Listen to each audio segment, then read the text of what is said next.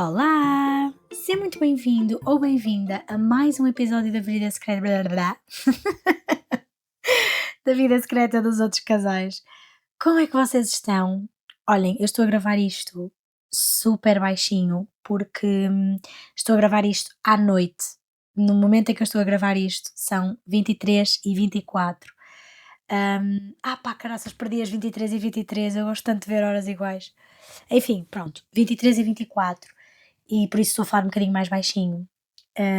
Não sei muito bem o que vos dizer sobre o meu fim de semana, nem sobre como me tenho sentido nestes últimos dias, porque estou com questões da minha vida pessoal, da minha vida familiar, pendentes e de facto toda a minha atenção tem estado nisso. Portanto, neste momento estou em serviços mínimos, estou a dar as consultas e, e a dar atenção à minha família e à minha vida pessoal e, portanto, não tenho grande coisa para vos contar. Só que no fim de semana fui a um aniversário de uma amiga de quem gosto muito e foi muito bom estar com ela, festejar mais um ano da vida dela e estar com as minhas amigas foi muito, muito bom. E tirando isso, todas as coisas que têm acontecido na minha vida não são minimamente interessantes ou sequer bonitas de se contarem e, portanto, eu não sei o que terá acontecido até ao dia que vocês me ouvem, mas sei que ao dia de hoje em que estou, a gravar este episódio, está tudo bem. Portanto, é nisso que vamos focar. Enfim, não me querendo alongar muito, vamos ao que realmente importa hoje, não é? Porque a razão pela qual vocês estão aqui hoje é a vida secreta dos outros casais. E, portanto, eu prometi-vos que vos trazia uma confissão, uma pergunta, uma inquietação de um ouvinte ou de uma ouvinte, e é exatamente isso que nós vamos fazer aqui hoje. Portanto, sem mais demoras, sem grandes introduções, aqui vamos nós para a pergunta da nossa ouvinte. E a pergunta diz assim: não sou ciumenta com tudo, mas quando vejo o meu namorado a rir com outras raparigas ou quando vai sair sem mim, sinto logo um aperto no peito. Fico insegura, começo a imaginar coisas e depois sinto-me mal por reagir assim. Não quero ser controladora, mas também não quero fingir que não sinto isto. O que fazer? Gente, escolhi o tema do ciúme porque achei que é um tema tão importante de ser falado, porque muitas vezes não temos grande noção daquilo que é realmente o ciúme e de todas as camadas que o ciúme comporta, e portanto vamos começar, acho que é a melhor maneira de começar, pelo início, que é o ciúme. E portanto, ciúme, Infopédia. Então, segundo a Infopédia, o ciúme é a inveja de alguém que usufrui de uma situação ou de algo que não se possui ou que se desejaria possuir em exclusividade. Portanto, quando temos inveja de alguém que tem alguma coisa ou algo que nós não possuímos em exclusividade, e é o sentimento de possessividade em relação a algo ou em relação a alguém.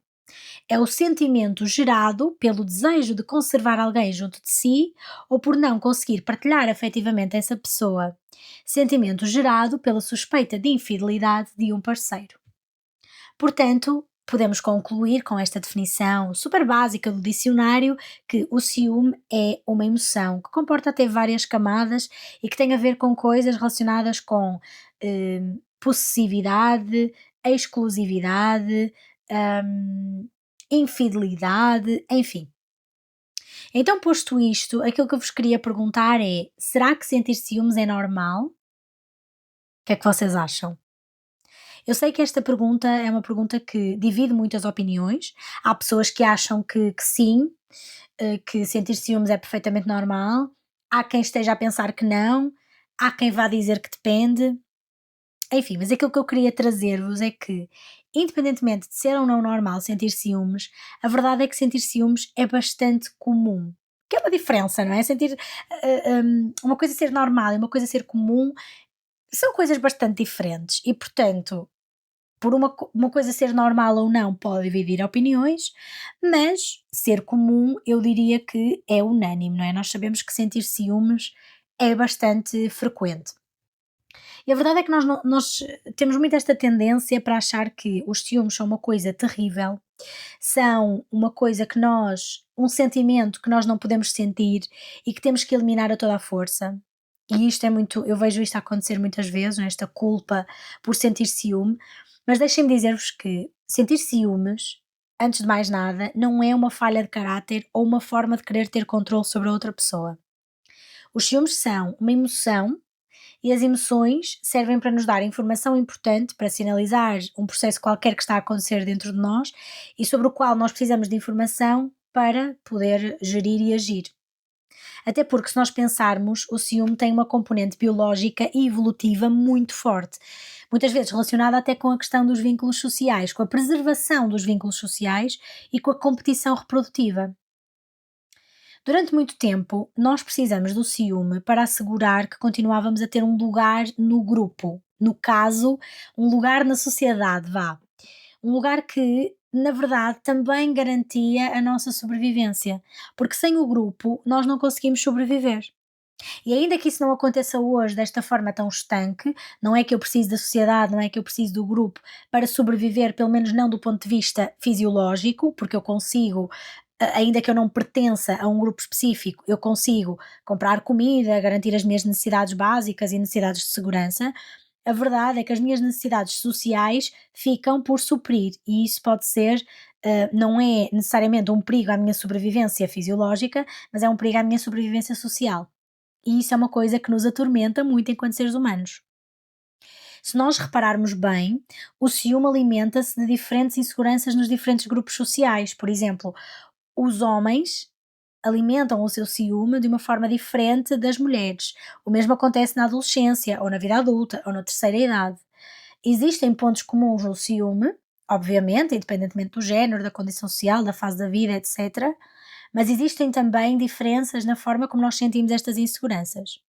Mas o ponto comum é este: o ponto comum é garantir que ninguém me vai tirar o lugar, ninguém me vai tirar o lugar junto da pessoa com quem eu estou, junto do grupo ao qual eu pertenço, enfim.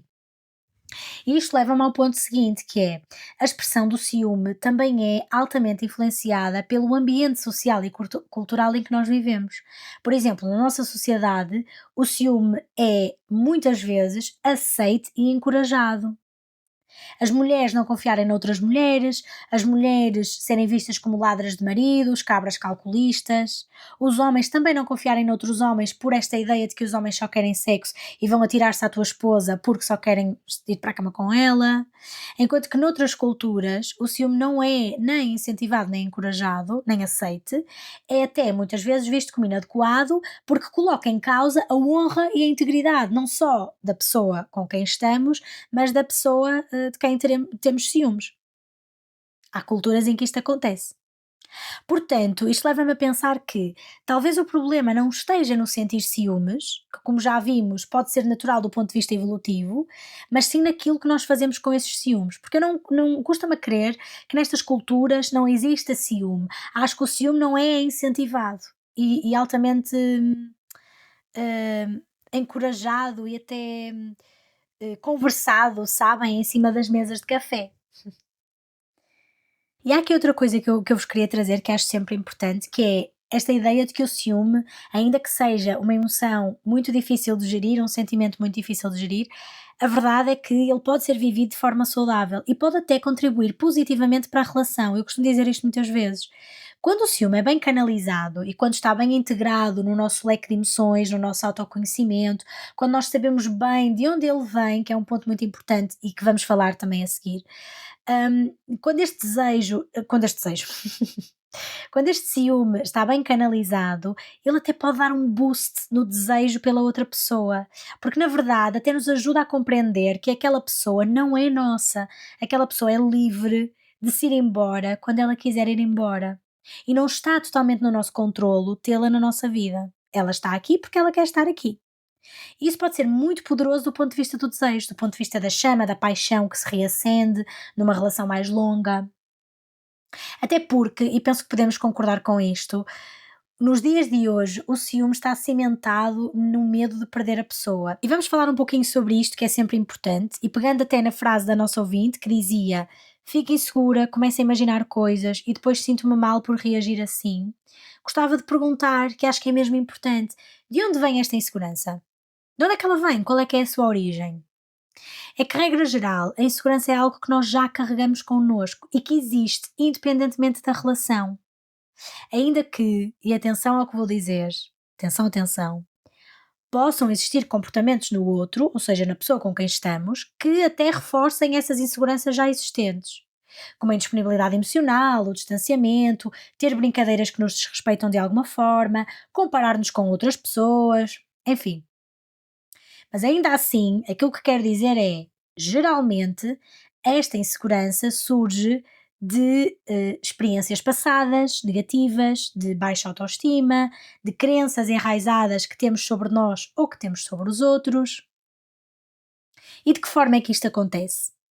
E eu gostava de começar por vos falar nas crenças sobre nós, sobre os outros e sobre o mundo. O ambiente em que nós vivemos e as coisas que acontecem na nossa vida, e principalmente a relação que nós temos com os nossos pais ou cuidadores, foram informações, são, acima de tudo, informação importantíssima para o nosso cérebro. São eles que nos ensinam sobre amor, sobre relações, sobre dinâmicas sociais, na verdade, sobre tudo aquilo que nós sabemos. São os nossos pais ou cuidadores que nos ensinam sobre absolutamente tudo. E muitas vezes, de propósito ou sem consciência, eu vou repetir, intencional ou não intencionalmente, de propósito ou sem querer, os nossos pais ensinam-nos coisas sobre nós, sobre os outros e sobre o mundo que nem sempre são úteis ou ajustadas à nossa vida adulta. E é aqui que nascem muitas das coisas que nós acreditamos, as tais chamadas crenças. É que se nós passamos toda a nossa vida sem receber um elogio da nossa mãe, uma palavra de incentivo, um carinho, um ato de um gesto de amor, nós desenvolvemos, à partida, quase certeza, esta crença de insuficiência, de que eu não sou suficiente, eu não sou boa, eu não sou merecedora de amor. Ou então, por exemplo, e nós já falamos isto no episódio anterior, se o nosso valor era medido pelas notas que nós tirávamos, nós desenvolvemos esta crença de eu não posso falhar, eu tenho que ser bem-sucedida para ser amada. Ou até se tínhamos pais que eram mais ausentes, fisicamente ou emocionalmente, seja porque tinham muito trabalho, porque estavam a passar por um divórcio, por outras situações até do foro mental ou por outra razão qualquer, nós até podemos desenvolver esta crença de que os outros vão abandonar-me, porque os meus pais eram ausentes. Isto faz sentido? Ou seja, aquilo que a criança interioriza vai cristalizar como crença. E são estas mesmas crenças que tantas vezes nos levam a sentir ciúmes e a sentir medo de perder a outra pessoa. Porque no fundo nós acreditamos que a pessoa vai, mais tarde ou mais cedo, embora da nossa vida. E é interessante pensar nesta perspectiva da criança, porque a verdade é que as crianças, quando passam por situações mais difíceis deste género, a tendência não é para cristalizar crenças sobre os outros. O meu pai não estava presente, ou a minha mãe não me dava amor. Normalmente nós cristalizamos a crença sobre nós. Nós é que não somos suficientes, nós é que não podemos falhar, nós é que vamos ser abandonados, os outros vão abandonar-nos. E por isso é que isto tem uma ligação tão grande com a forma como nós vivemos o resto das relações, porque nós não alocamos aquela necessidade específica que não foi suprida de alguma forma nos outros, não foi porque aquela pessoa específica não correspondeu, é porque eu sou alguém que vive isto. Eu vou repetir sempre este padrão, a menos que eu tome consciência dele, faça terapia e venha ouvir este podcast. Mas há outras razões para sentirmos ciúmes, claro que sim, e uma delas pode ser também as nossas experiências passadas. Não necessariamente as experiências da nossa infância, como falávamos no exemplo anterior, mas as experiências que vivemos na vida adulta e que de alguma forma nos tenham marcado ao ponto de nos ter deixado esta semente de insegurança em relação aos outros e em relação às nossas relações. Estamos a falar, sei lá, de histórias de traição, histórias de abandono, abandono por morte também, enfim. E que muitas vezes também são estas mesmas histórias que são o perpetuar de um padrão que começa na infância e que nós vamos repetindo e reforçando vezes e vezes sem conta na adultez. E claro, como não podia deixar de ser, a nossa querida autoestima, que é altamente influenciada por todas estas questões que estamos aqui a falar, as crenças que enraizamos desde a infância, as experiências passadas possam ter sido disfuncionais ou negativas. É óbvio que a autoestima vai ser altamente influenciada por todas estas questões e que ainda vai albergar outros conceitos que também são importantes quando falamos em ciúme, como o amor próprio, a imagem corporal, o autoconceito, a autoconfiança, e que juntas vão minar a forma como nós vamos vivendo estas inseguranças e vão potenciar ou até diminuir, depende da perspectiva, o ciúme. E o ciúme até se relaciona bastante bem com a questão da comparação, que também é muito amiga da baixa autoestima, e que é aquela sementinha que nós temos no cérebro que nos faz crer que se eu acho que aquela pessoa é mais bonita, mais atraente, mais tudo do que eu, então o meu parceiro deve achar também. E se eu passo o dia inteiro a ver influencers e pessoas lindas com corpos padrão que eu não tenho nas redes sociais, então eu acho que o meu parceiro também. E isto vai diminuir substancialmente a minha autoestima e vai contribuir para as inseguranças que eu tenho em relação ao meu parceiro ou à minha parceira. Mas o problema de tudo isto nem sequer é o tudo isto em si. O problema de tudo isto é que quando nós acreditamos muito uma coisa, ou seja, quando nós temos uma crença sobre algo, nós temos tendência para interpretar a informação à nossa volta à nossa maneira. Uma interpretação que faça sentido com aquilo, exatamente aquilo em que nós acreditamos. Porque ninguém gosta de ser contrariado e o cérebro não é diferente. Por isso, se eu acredito numa coisa, eu distorço a informação à minha volta para pensar nessa coisa à luz do que me faz sentido e da forma como eu vejo o mundo. Portanto, se eu acredito que eu vou ser abandonada, então à partida eu vou procurar pistas, sinais em tudo o que acontece à minha volta para encontrar aquilo que eu procuro e aquilo em que eu acredito. E eu posso garantir-vos que eu vou encontrar. Claro que eu vou encontrar. Porque a verdade é que é nesta procura pela interpretação que me faz mais sentido, que na verdade eu vou, ou seja, aquilo que eu procuro não é real, é interpretativo. E isso é o que muitas vezes nós chamamos de autossabotagem. Portanto, eu vou sempre pegar em alguma pista, algum sinal, alguma coisa, que se calhar eu vendo com outras lentes, com outros olhos, com outras cores, eu não iria interpretar daquela forma, mas como eu estou a tentar fazer sentido das minhas crenças, da minha história, da minha autoestima, eu vou interpretar da forma que eu quiser. E por isso é que nós chamamos a isto de autossabotagem. Vamos repetir o que dizia na mensagem da nossa ouvinte. Quando vejo o meu namorado a rir com outras raparigas, fico insegura e começo a imaginar coisas. E é aqui que o ciúme pode deixar de ser saudável. Porque, na verdade, aquilo que ela está a ver não é aquilo que está efetivamente à frente dela. É a interpretação da ação do outro e não propriamente a ação do outro. Faz sentido? Ou é confuso? E é aqui que muitas vezes o ciúme passa para, não necessariamente aqui, não é? Porque muitas vezes nós fazemos interpretações que não são propriamente as corretas no que diz respeito àquela situação, hum, e ainda assim o ciúme não extrapola para algo que não seja saudável. Mas muitas vezes nós deixamos que o ciúme escorregue para lugares pouco saudáveis e, e fazemos com que o ciúme deixe de ser um sinal de afeto e de medo de perder uma coisa que é tão importante para nós e deixamos que o ciúme se torne problemático, muitas vezes até patológico ou tóxico. É quando ele se torna controlador, obsessivo e destrutivo para nós e para a outra pessoa que nós precisamos de tomar especial atenção. Eu não estou a dizer que é o caso desta ouvinte, de todo, não tenho sequer informação suficiente para achar que sim, mas a verdade é que muitas vezes nós começamos por adotar comportamentos que muitas vezes com os quais nem nos identificamos, e também vamos falar um bocadinho mais disso à frente, hum, mas que são extremamente prejudiciais para todos os envolvidos. Comportamentos como controle excessivo de onde a pessoa está e com quem está, queremos sempre saber a todas as horas, a todos os minutos. Tentar controlar o círculo social da pessoa, com quem é que a pessoa se dá, com quem é que a pessoa sai, que pessoas é que estão à volta desta pessoa, fazer chamadas frequentes e discutir quando a pessoa não atende, violar a privacidade da pessoa, ir ver o telemóvel, o computador, o e-mail, às vezes até a gaveta das cuecas, isso também é por si só a violação da privacidade, pelo menos se não tivermos a abrir a gaveta das cuecas para pôr mais cuecas dentro, ou para ir buscar para nós, se usarmos as mesmas. Ai, que horror! Tentar controlar a maneira como a pessoa se veste, que também é um clássico. ameaçar terminar a relação ou ameaçar até o seu próprio bem-estar. Se tu fores, se tu fizeres, se tu aconteceres, eu vou fazer mal a mim própria. Se tu fores, eu vou fazer não sei o quê. Mentir para testar as respostas do parceiro, para confirmar se a versão do parceiro é a versão está correta, a versão da história. Ah, eu passei não sei onde e estava lá o teu carro estacionado. Não, não estava, eu não estava lá. Ah, pronto, era só para saber se estavas a dizer a verdade. E tantos outros comportamentos ficariam por dizer, malta. Isto, enfim, existem muitas formas eh, que o ciúme pode assumir de forma obsessiva, controladora e destrutiva.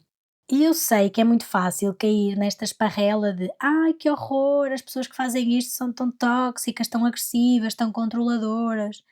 Eu sei que todos nós já tivemos um pensamento deste tipo, mas deixem-me trazer-vos esta perspectiva de que estes comportamentos também são motivados por uma grande angústia, por uma grande ansiedade e muitas vezes um enorme sofrimento e uma sensação de mal-estar constante relacionada com as inseguranças, as crenças, a autoestima, as experiências passadas da pessoa que os sente. É como se esta pessoa tivesse uma voz dentro da sua cabeça, que na verdade é o seu discurso interno, os seus pensamentos, que é muito motivada pela ansiedade e que nos diz que precisamos de fazer X, Y, Z para reduzir a probabilidade de A, B, C, seja isso uma traição, seja isso um abandono, e que de alguma forma fazem com que a pessoa se sinta impelida de agir e fazer alguma coisa para garantir a sua sobrevivência, passa a redundância, na relação. O que, regra geral, diga-se de passagem, tem precisamente o efeito contrário. Eu acho que todos concordamos sobre isso, não é? Portanto, quanto mais nós temos estes comportamentos, mais nós fragilizamos a relação, fragilizamos a pessoa que está connosco e deixamos de ser um bom lugar para se estar. E nós já falamos isto várias vezes em vários episódios. Nós precisamos de dar à outra pessoa liberdade para ela poder ir embora, se ela quiser ir embora, e nós sermos o lugar onde a pessoa quer estar porque faz sentido estar.